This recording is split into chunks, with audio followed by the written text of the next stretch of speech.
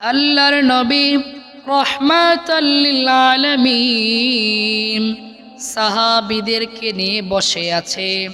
In the mean time সাহাবীদেরকে লক্ষ্য করে বলেন, ও সাহাবীরা,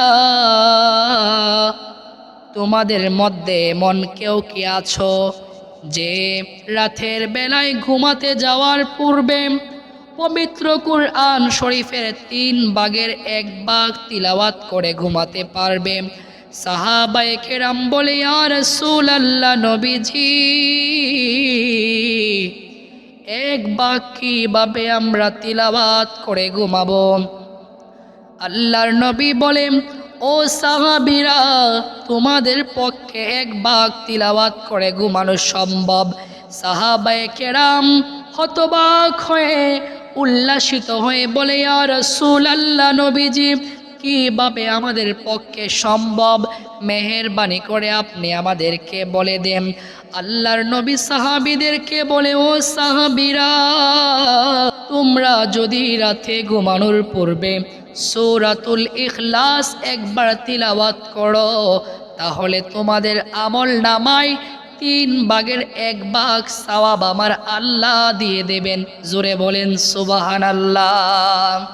তারপরে আল্লাহর নবী রহমাতাল লিল আলামিন বলে, ও সাহাবীরা, তোমাদের মধ্যে কেউ যদি 2 বার তিলাওয়াত করতে পারো, তাহলে আমার আল্লাহ রাব্বুল আলামিন তোমাদের আমল নামায় 20 পারা কোরআন শরীফ তিলাওয়াত করার সওয়াব দিয়ে দেবে।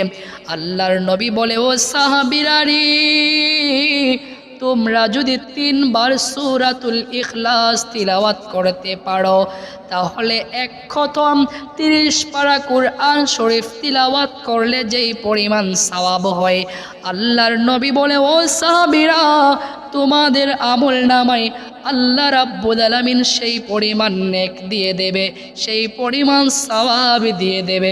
সূরে বলেন সুবহানাল্লাহ। সাহাবায়ে কেরাম আনন্দিত হয়ে উল্লাসিত হয়ে বলে, ইয়া রাসূলুল্লাহ, নবীজি, আমরা কি শুধু রাতের বেলায় এগুলো পড়ব, নাকি দিনের বেলাও পড়লে আমার আল্লাহ আমাদের আমল নামায় সওয়াব দিবে? নবী বলে, ও সাহাবীরা রে, তোমরা যদি দিনে কিংবা রাতে যখনই এইভাবে পড়তে পারবে, তোমাদের আমল নামায় আমার আল্লাহ রাব্বুল আলামিন 3 বার সূরাতুল ইখলাস পড়ার বিনিময়ে আমার আল্লাহ তোমাদের আমল নামায় 1 খতম কুরআন শরীফ তিলাওয়াত করার সওয়াব দিয়ে দেবে। জোরে বলেন সুবহানাল্লাহ। নবী প্রেমিক, অলি প্রেমিক আল্লাহর বান্দারা, এখন আসুন নবীর হাদিস অনুযায়ী আমরা কিভাবে পড়তে পারি। আমরা 5 ওয়াক্ত নামাজ পড়ি। 5 ওয়াক্ত নামাজের পর যদি 3 বার করে আমরা তিলাওয়াত করি, তাহলে সারাদিনে 15 বার হবে।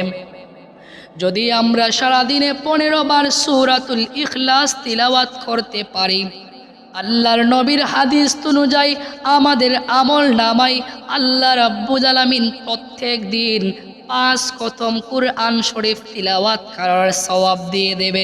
জোরে বলেন সুবহানাল্লাহ। এই জন্য নবী প্রেমিক, অলি প্রেমিক আল্লাহর বান্দারা, আপনাদের কাছে আমি বলবো, মেহেরবানি করে আজ থেকে আমরা 5 ওয়াক্ত নামাজের পরে এই আমলখানা করার চেষ্টা করব। যদি আপনার কোরআনের সাথে মহব্বত থাকে, নবীর প্রতি ভালোবাসা থাকে, তাহলে আপনার আমার জন্য আমার আল্লাহর জান্নাত অপেক্ষা করতেছে। জোরে বলেন সুবহানাল্লাহ।